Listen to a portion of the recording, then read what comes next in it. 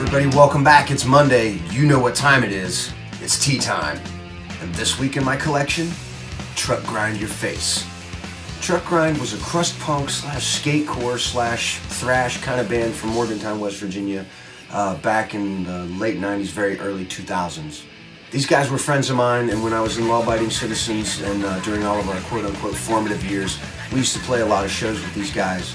They used to have this punk house that they lived at back in the day where they would put on shows in the kitchen and living room, wherever. It actually took up the whole house. It was over on Pearl Avenue. We all called it the Pearl House, or we called it the Punk House. I remember playing shows over in there. It was just insane, and we had a lot of really good times over there.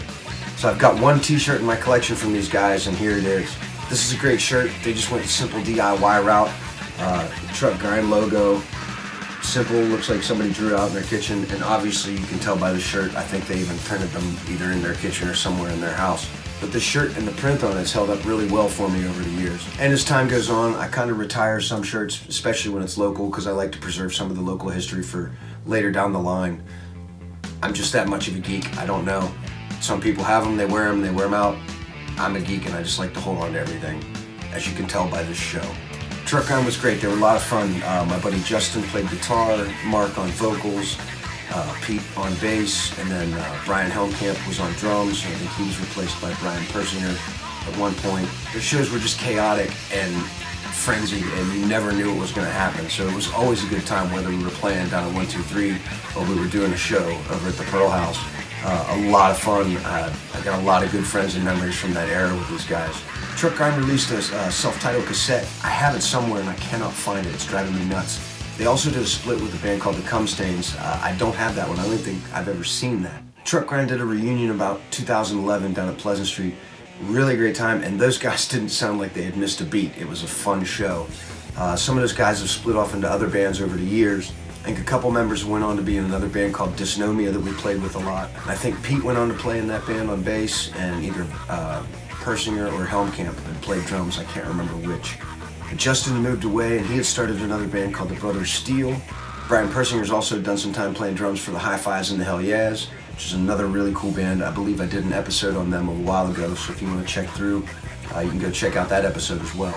Speaking of music, if you're looking for it, it's kind of hard to find, but not really. When they did the reunion, they put out a CD compilation of repeat of the first album and then a bunch of live songs. So there's like a complete discography on this one disc, and I do have that. And it does contain the split that they did with the Cum Stains as well.